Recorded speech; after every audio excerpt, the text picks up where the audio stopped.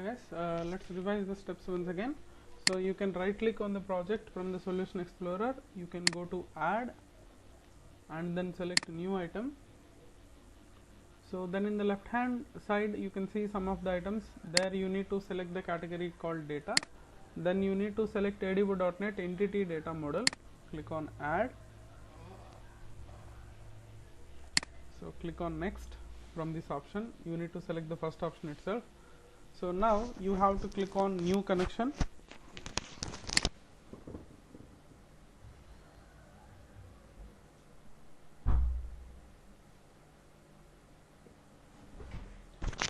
So then system is going to get the list of data sources available. So I am selecting SQL Server. This is going to be for the first time. So then after that it is going to ask for your server name. So I am entering my database server name and giving the authentication. Let me give the SQL authentication this time. So then when the authentication and the server name both are correct, so in the drop down it is going to get the list of databases. From that select the database which you had created. So click on the test connection and click on OK. So then you are going to see this option where your connection string contains the sensitive user ID and password. Do you want to save or not? You can confirm that. I am selecting yes, no issues at all. So here the context name I am giving it as DB entities. Click on the next. After that it will ask you to choose the what is the version of entity framework. So here I am selecting the version 6.0, whatever the latest version is there, that I am selecting. So after that click next. System is going to get the list of tables, views and stored procedures and functions available. So from that you can select which table you want to work with or which stored procedure you want to work with. So but for stored procedures there will be separate syntax. Let's not get into that. So here select the tables. After that, as I discussed, there will be an option singularize and pluralize. So because independent entity can be called with a single name, so multiple entities will be have a plural word. That is the reason system will automatically make it singularize or pluralize the names. So according to that, so you need to tick on this particular option. After that there is an option where it is going to add the foreign key values also. So for that you can use this option. This is an optional thing. So you can click on finish. Then system is going to prepare the diagram or graphical representation of the tables which you have selected. So that is what called EDMX file, entity data model extensible.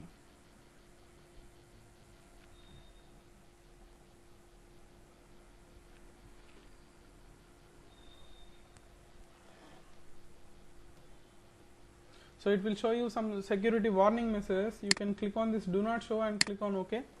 So because we are adding the tables, so that is the reason system will take confirmation from the user. So you can simply ignore it.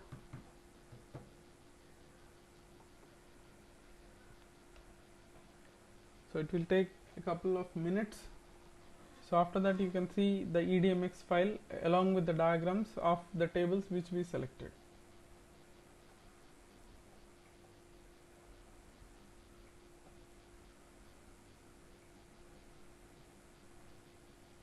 So now it is done. So once it is completed, you can save this file by pressing Ctrl S, or else you can select any of the option from the save options. So as I mentioned, you need to have a primary key on every table whenever you are working with entity framework. Remember that point clearly, okay?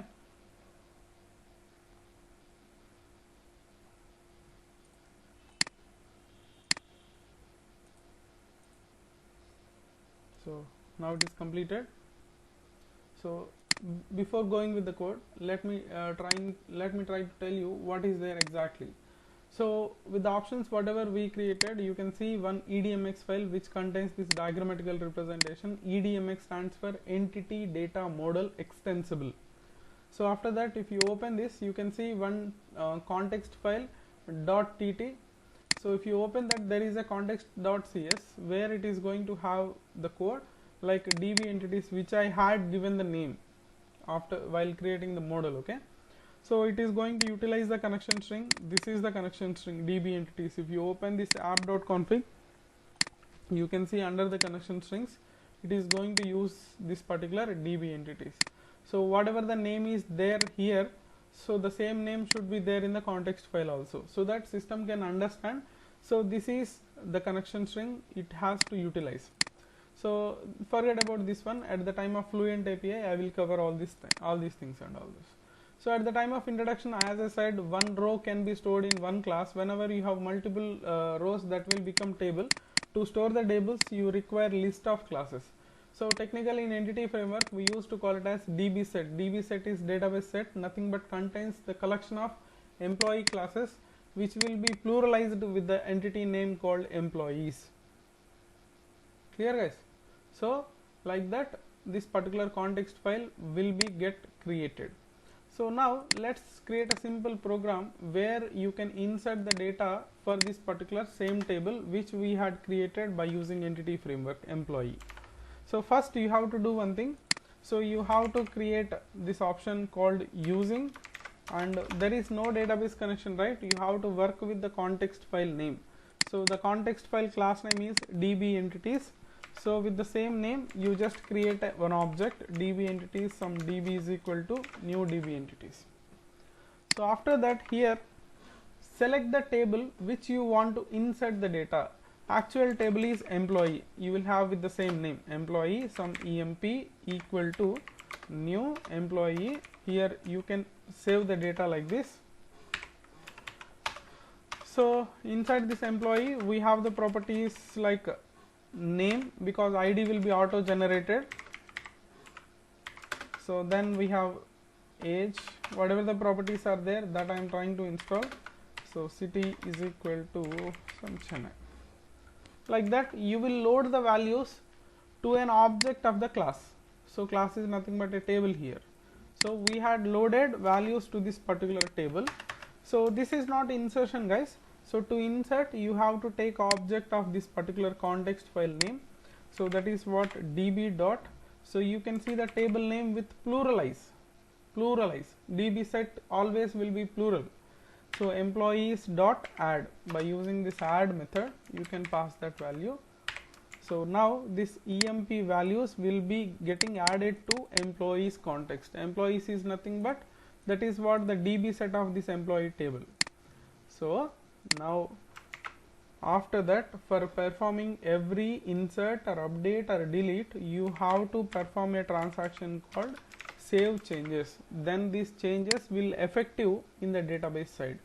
If you are not using this statement, this data will be effective only to the front end side, that means C# side. Whenever you use this db.save changes, I mean context object.save changes, so the data will be effective in the table. So if I go to the select star from employee, as of now there is no record. You can see it's an empty one. When you execute this particular code, then you can see this data will get saved in the database. So without writing database connection, without writing insert query, without writing even a single SQL statement. So the build is going on. After that it will execute. Then you can see this data was effective in the backend side also.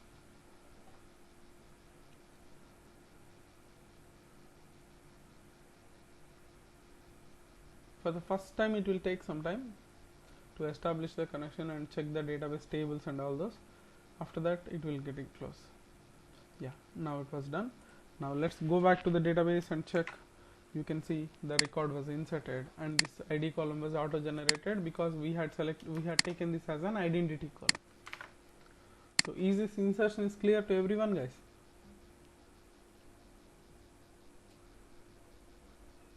Yes, sir. Any queries in this? We are just treating our database table as a class with the help of entity framework.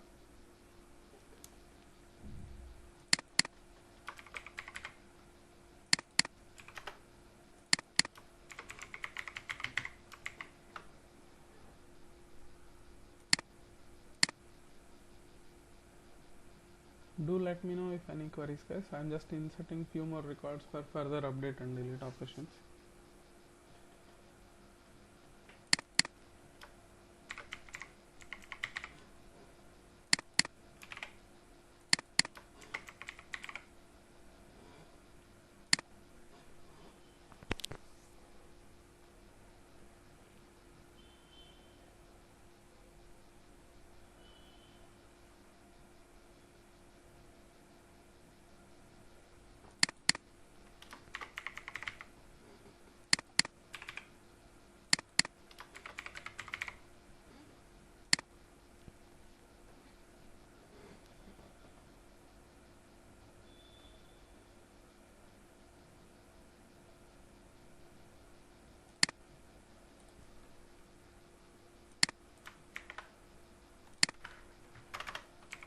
Let me insert few more for our transactions.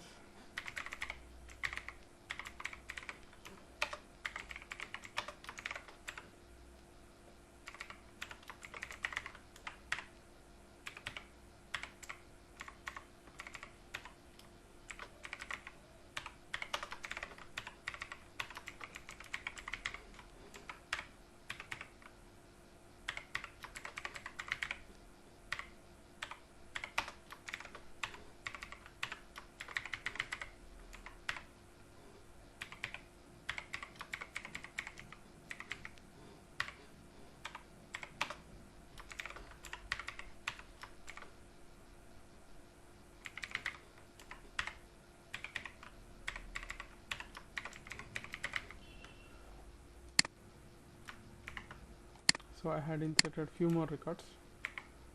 Yeah, so we have 8 records. Now the next transaction is how to get the data and print on the screen. How to get the data, very simple. So this is going to be common, guys. Why I am using this using means this db context object, every time we need to create an object. That is the reason we are just surrounded by this using statement. So whenever you want to get the list of all the records, you can select db dot whatever the plural object db set name dot to list. So simply I am converting it into the list format. Then I will get list of employees.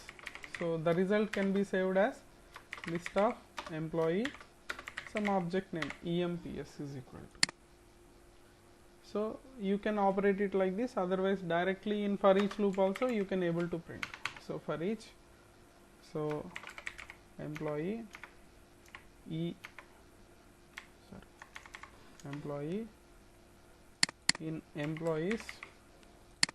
So by using a for each loop, by using console write line, you can able to print the values. So compare with ADO.NET, this is a tightly coupled value because you know what are the columns directly. ID hyphen name hyphen city hyphen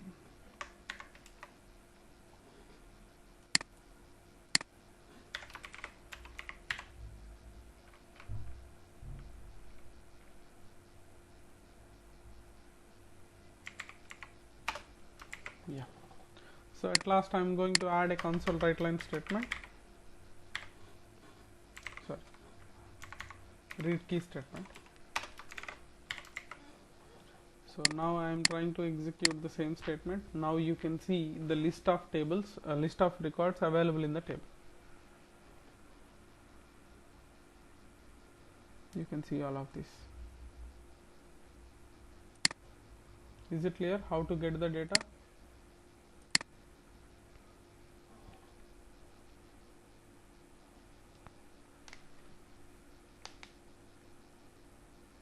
Hello guys, are you there?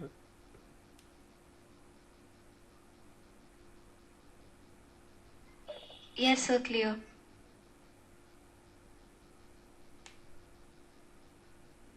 Remaining people.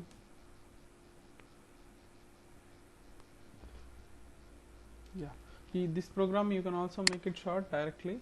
So you can take this instead of saving it in some employee or something, you can directly pass this one also, will give the same result.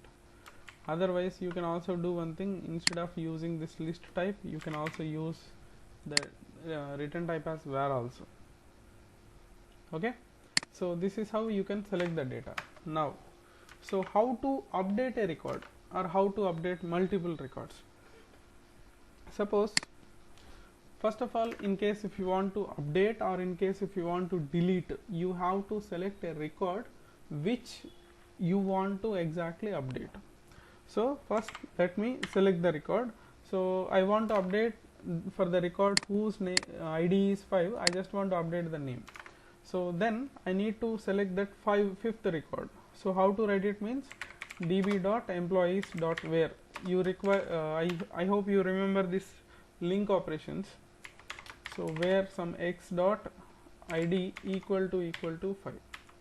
So then if you take like this, system will expect that this result where condition can give more than one record.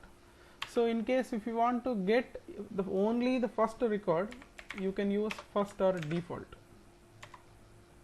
Okay, so now you can take this employee emp. So you are taking it as first or default, it will give you only one record. So then you can simply write db dot employees dot, however we are adding for insert, so we are going to use remove of employee. So after delete you have to write db dot save changes. So this is the code to delete one record. Okay. So whenever you want to delete multiple records, you are going to simply take a for each loop as it is. So where some x, here you are going to write the same syntax. So where some res or something, or else you can take emp also, e also. So here you can write db dot employees dot where some entity x dot id equal to 5. Whenever you have multiple records, you will repeat it by using the for each loop. So here you will delete by using the as it is employees dot remove of this particular object e. After that db dot save changes. So this is the syntax to delete one record, or this is the syntax to delete multiple records. Sorry, I started with update, but I gone for delete operation. After this I will continue the update. Okay, so this is for how to delete a record, single record. This is for how to delete multiple records. So is it clear, guys? Any queries in this for deleting the record?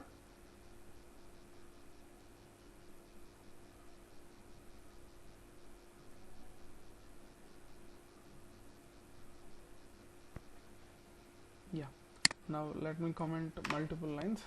So let me delete this.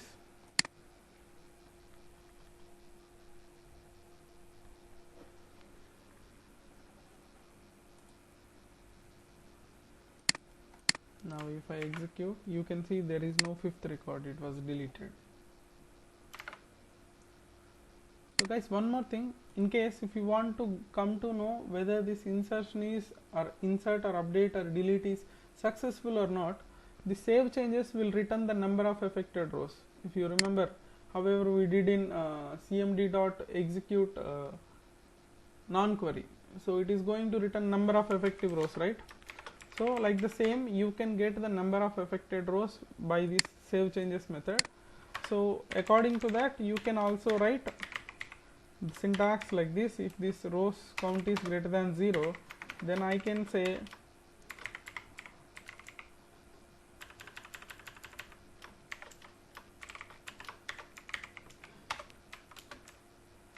so records deleted successfully. So if it is not greater than 0, so I can write fail to insert or id not found. That's it. You can delete by name, you can delete by age, anything you can use it here. So let's see what is the result again if I am trying to delete by 5. 5 is already deleted.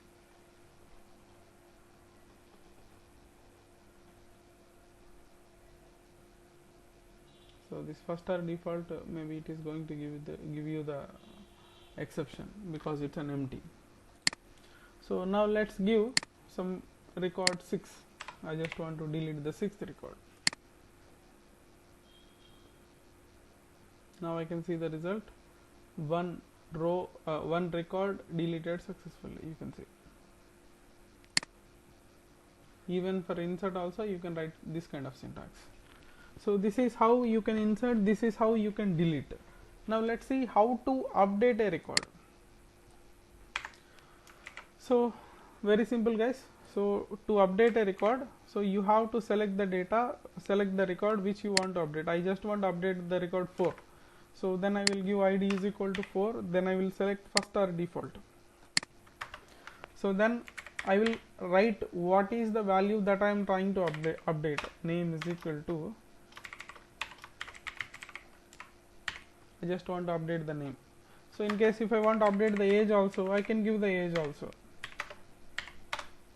So after that, very simple, db dot save changes. That's it. Again same, if you can get the number of effective rows here, how many rows you affected. So if rows greater than 0, so then I can print those many rows records updated successfully, otherwise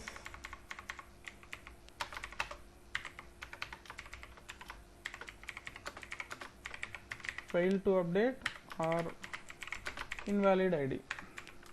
That's it. Now let's execute.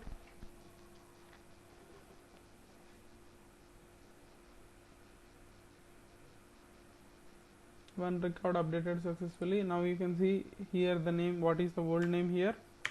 Now you can see what is the new name here. This is how you can update a single record. Multiple record, again you can maintain a for each loop, so every time you will pass what is the value. Is it clear? So these are the CRUD operations by using DB first approach. So please confirm if you have any query, post it, otherwise confirm clear. So that I will go for the next model, next type, that is what DB first approach, sorry, code first approach.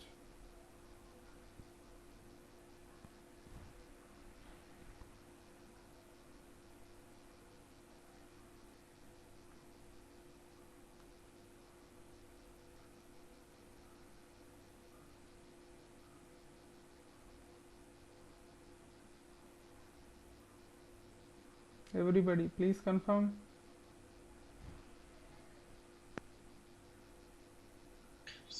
Sir, if I want to check multiple conditions like ID equal to 4 and name equal to something, so what should we write? Whatever the name, sorry, double equal. Okay. So here you can apply all the logics what we learned from LINQ in C#. So you can print the data on an order of something, dot order by descending. So you can get it by some method, or you can take first 3 records. You can perform everything. So Entity Framework completely replaces establishing the connection, writing the SQL query, executing the SQL query, getting the data into some data tables and all this stuff. It is going to remove everything. So you can see this code is completely belongs to C#. So the Entity Framework converts the tables into the classes actually. That is, if it is clear, I will go with the next one, that is what code first approach. So where that is going to be the exactly similar process. Here you created tables, from that you generated the classes. So now from classes how to generate the tables, that is what this one. Employees method is why it is virtual, you are asking. Okay.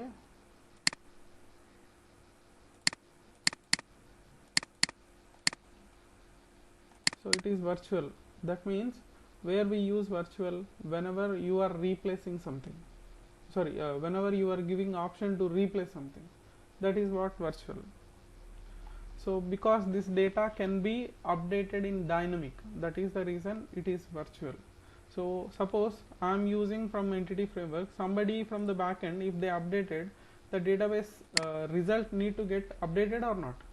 That is the reason we are making it as virtual by default. Even though without virtual it will work, there is no doubt at all. That you will try to understand from this code first approach next. Clear, Vasu? Yeah, okay, sir. Yeah. So guys, the next one, code first approach. As I mentioned, this you can use whenever you are going with completely a new development. So here I am creating a new project again.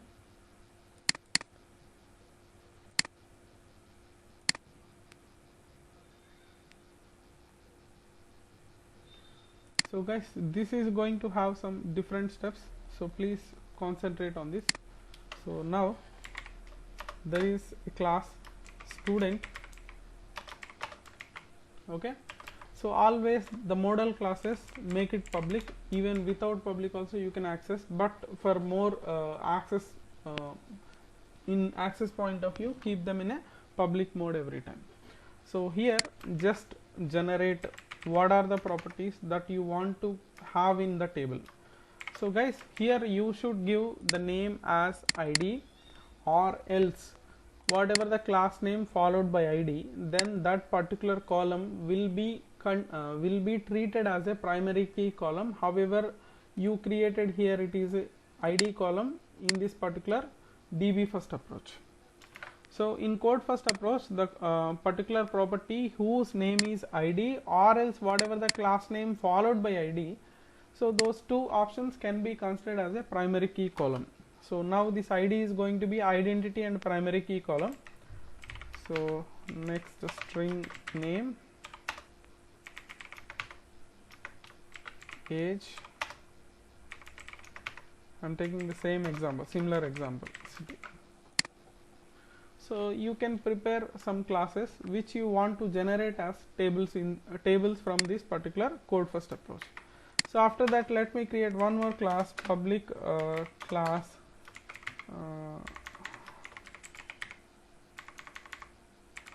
employees. So the other option, suppose here I had EUID something or EID something is there. Now this you want to generate as a primary key column, then you should use an annotation called key with K capital letter. So then system will ask you to import a namespace called system.component.model.data annotations. You can utilize this one. So you have to import this namespace, then you can use this annotation. So there are two options, three options to generate a primary key and identity column. So you can give the column name is ID, otherwise whatever the class name followed by ID, that means student ID you can give. Otherwise, if the name is entirely different, at that time you can surround it by an annotation called key, K capital letter. Okay. Now, so string name, double salary, something like this. So now we have two classes. I just want to convert them as a tables inside the database.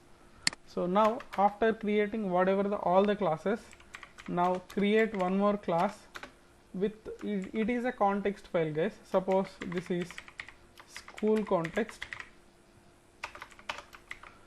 So whenever you are creating the context file, similar to the DB entities which we worked so far, so every context file need to inherit a class called DB entities.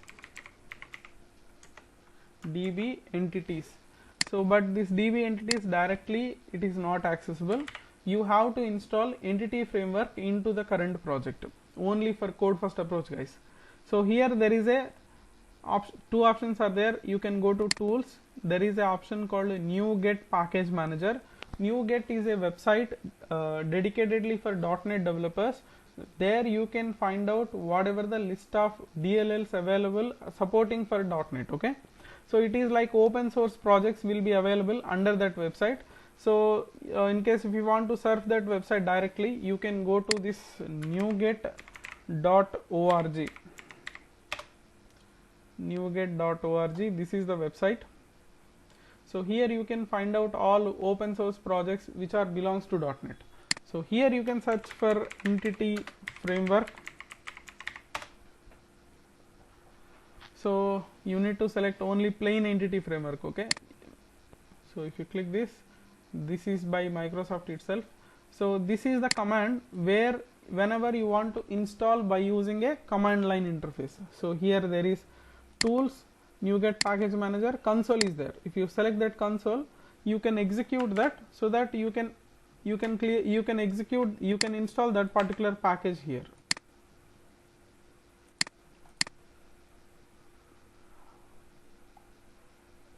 Okay, so this is one option. So where you can copy this particular and paste it here, and you can install this package entity framework of version 6.4.4.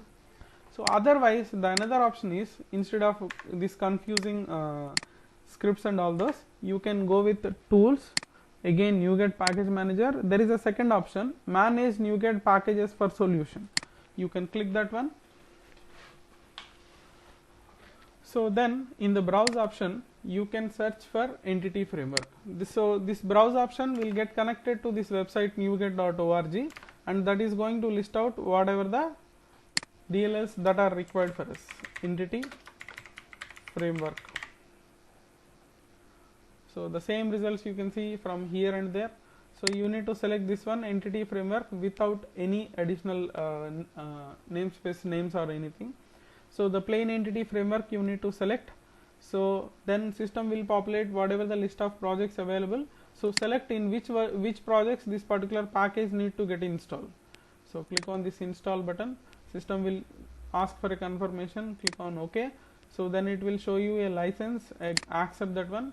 Then this package will get installed into your project now. So after, whenever you see this finished, so both are same, even if you execute by this command or you can execute by this option. So ultimately this entity framework will get installed into your project.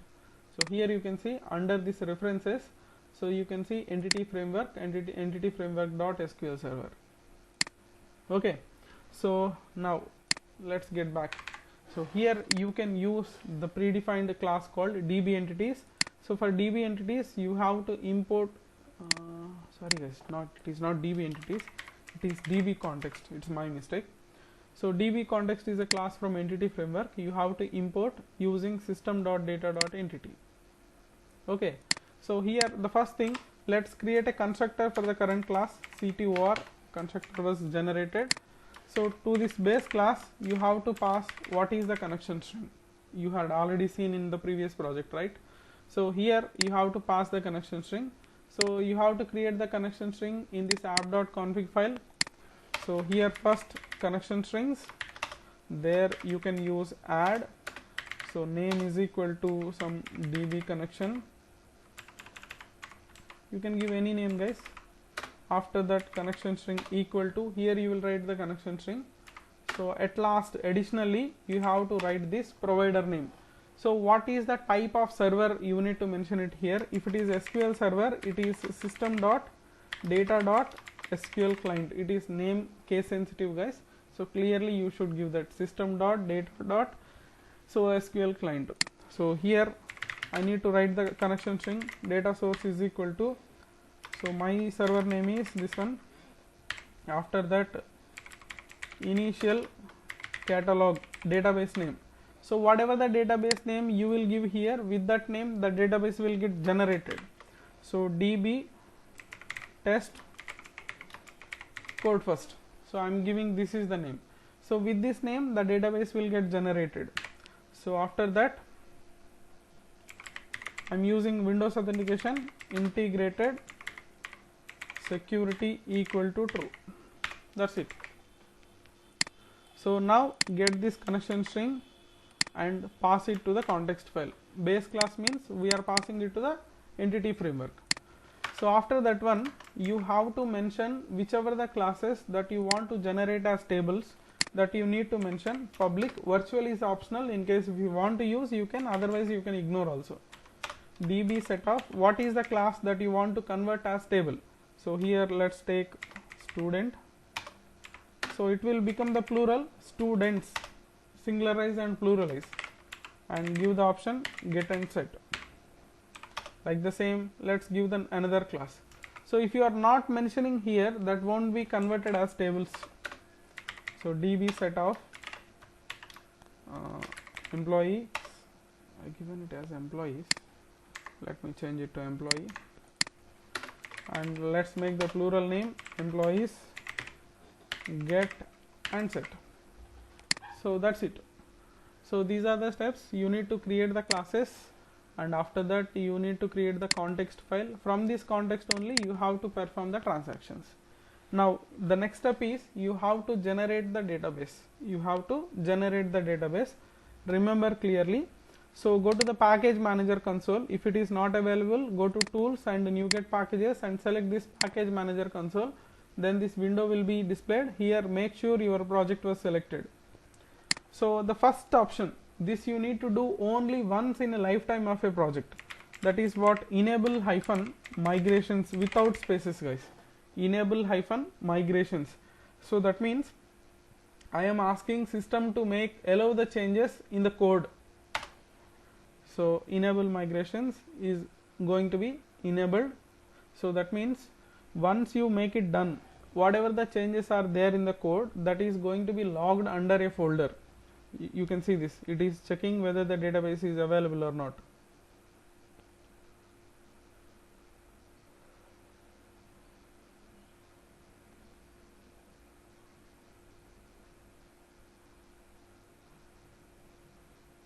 Yes, now something happened. Let's see what it is.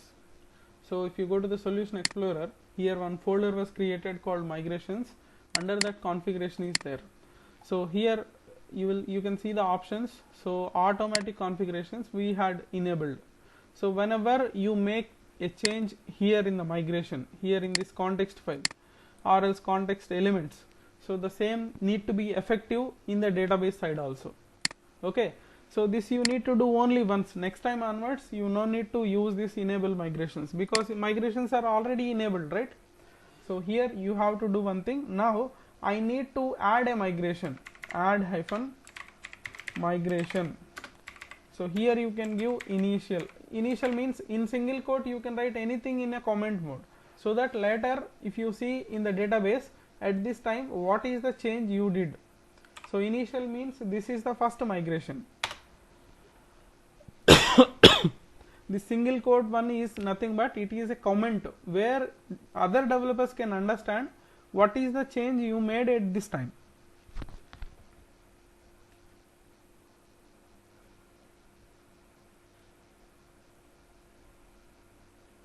So this migration was happening.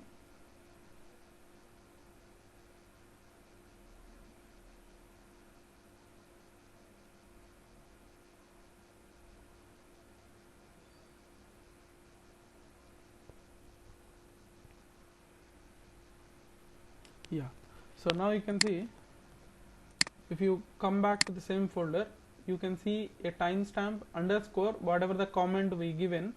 So one particular C# file was generated where this is going to guide our SQL server to create these two tables, and you can, whenever you want to delete, you can perform this particular function. So some syntax was returned inbuilt predefined, so where stating that, so this particular add migration at this stage whatever the new tables are there, that is going to log, or new properties are there, that is going to be logged. So now these changes are not effective in the database as of now. If you refresh, there is no database with the name whatever I given. So whenever you want to make the changes effective, you need to write update hyphen database, update hyphen database. So now whatever the changes are there in the context file, these changes will effective in the database also. Let's wait till it is complete.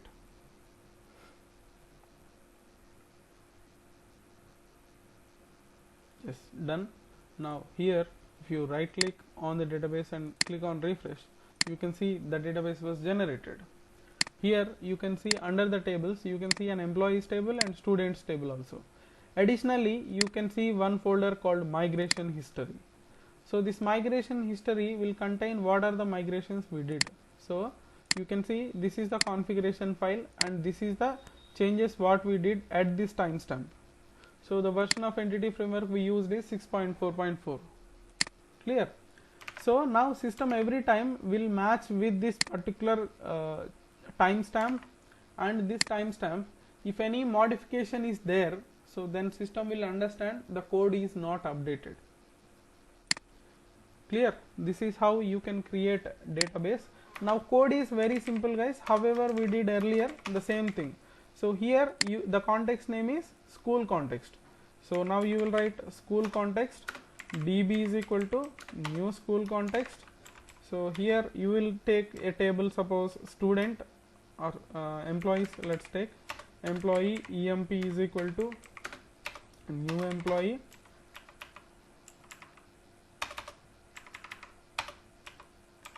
So eid, you no need to give the id is a primary key column. So you can give name is equal to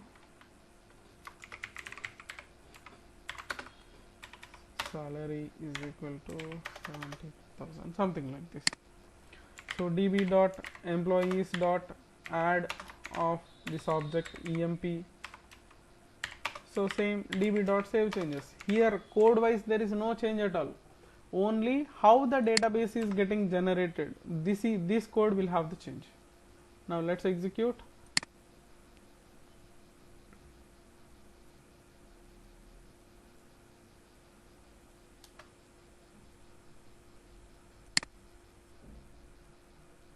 Done.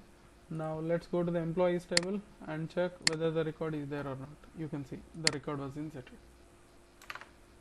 So this code will be same. Even if you want to delete or update whatever the code I discussed, you can use the same. Okay. So here suppose in future, so you got a requirement to add some other property. I forgot to add age example. Okay. So next time what you will do, you are going to add age property also. Age is equal to some 33. So name is some name like this.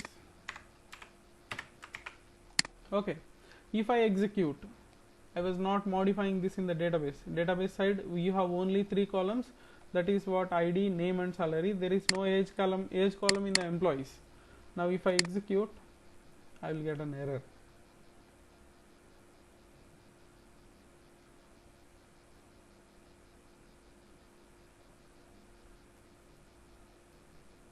See this.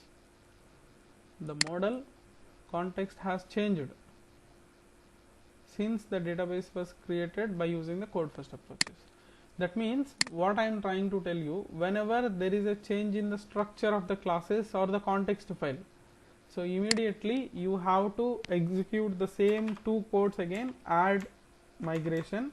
Here I can write comment age included in employees table. This is a comment for me. Now migration will be happen. That means so system is going to intimate to the SQL server there is some change in the structure. So after add migration, update database.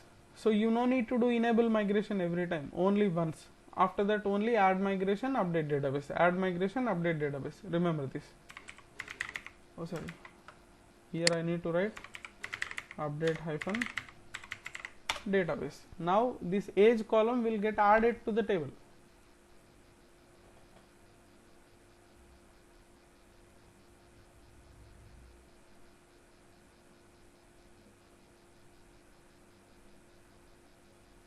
That's it.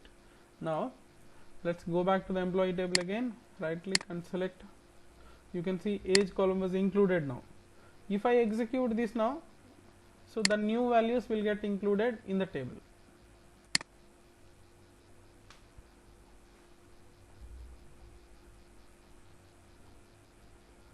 Now you can see this, the second record was inserted. Clear guys? This is what called code first approach. In your assessment also you will get only code first if I am not wrong. Is it clear as of now? Any queries?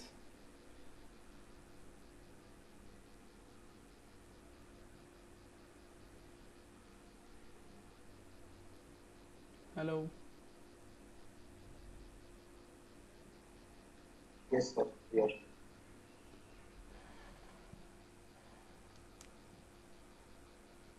Here we have some more annotations guys, however we have key. So suppose in case if you want to make a particular property need to be inserted every time without fail, you can use required. That means that is mandatory now. It is like not null, that won't allow null values. You can use such kind of annotations also. At the time of MVC we can cover all these things. Okay. So this is what code first. Again I am telling you this particular code is same again, to insert, to update, to delete, to select, anything is same. Now let's get back to the third model, that is what model first approach. As I am telling you, this is not much important. You no need to spend more time on this. Can you explain how to declare primary key with a class name again? So very simple guys, whenever there is a class we want to generate as table, in case if you want to make a particular property as a primary key, you can use only id without writing anything id. Otherwise the second option is, so you can add the class name followed by id, that is also will be considered as primary key column. The third option is, so for if the name is not suitable in the two cases whatever I mentioned, so you can add an annotation called in square brackets, write it as key, K capital letter. You have to import this system.componentModel.data annotations. Okay, thank you. Now let's get back to the third model, that is what model first approach. Again code will be same, only however we are generating the database, that is different.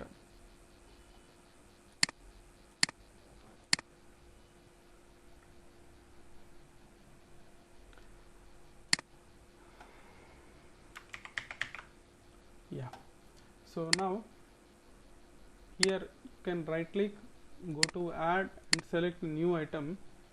So left side you will have data, here you will select ADO.NET entity data model. So here you can give some name, otherwise let it be same. Here you can select empty EF designer from database. You can select the second option, empty EF designer model, and you can click on the next. Then you will get this particular option, window.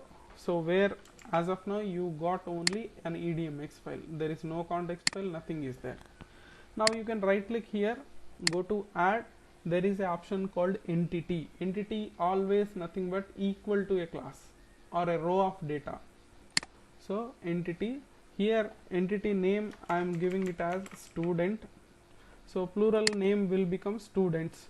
So primary key column they are selecting id, in case if you want to modify you can modify, and by default it will be an integer type. It supports also int 64 also, so you can give along with the requirement.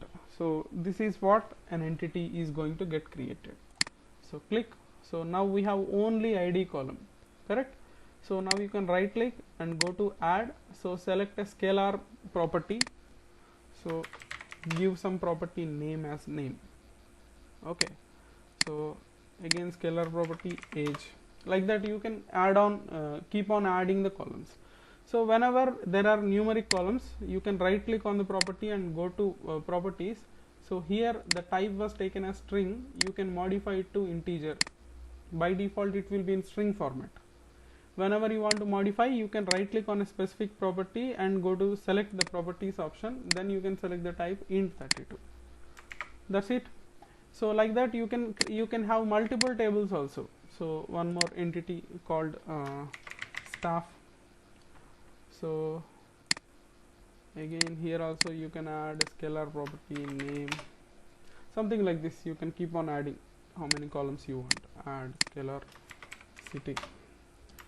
So after creating all these tables, so you can simply right click, there is an option called generate database from the model. Generate database from the model. So you can select this one, it will ask for the connection, you can click on new connection. So here you can give the server name, this is my server name. So and I will select the authentication type, whether it is Windows or SQL authentication. So after that, here don't select any existing database, give new name. So test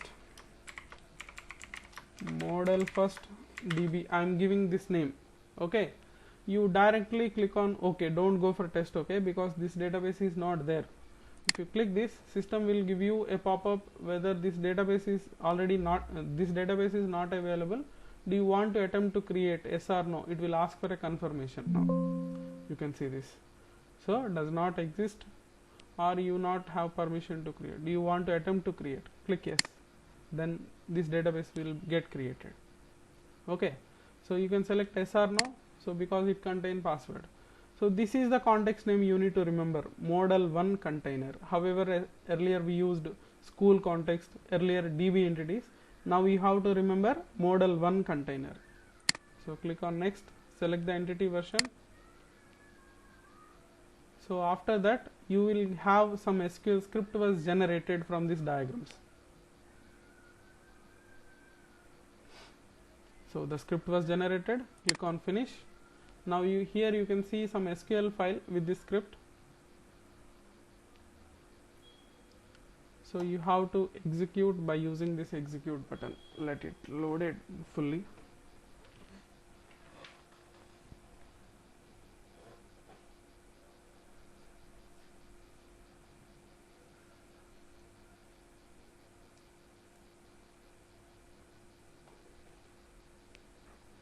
So here there is option execute, otherwise you can see the shortcut also Control Shift E. So if you click this, so again it will ask for the server name for the confirmation. So one more time, let's give the server name and click on connect. Now your queries commands completed successfully. Here if you right click and refresh on the databases, you can see model first DB. So you can see the tables, staffs and students. That's it. So again code is same, there is no change at all using. So as I said, model 1 container, so you can take it as DB new model 1 container. This is the context name. So I want to insert into students, so I need to take student object, student some s1 is equal to new student. Here I can pass the values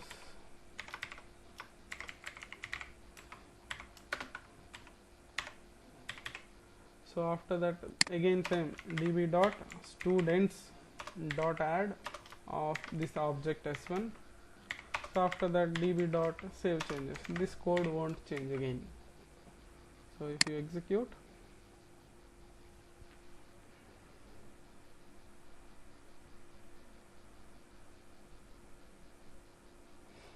yes, and now let's go back to the students table and select the record. So now you can see the record was saved. That is about model first approach.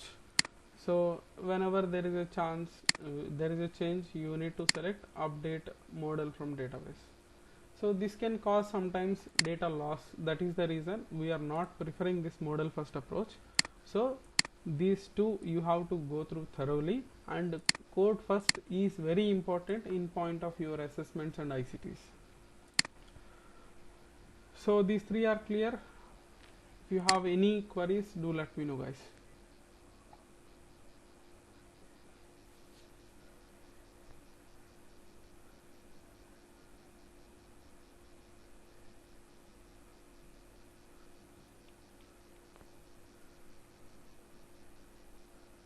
Okay, so that's about entity framework.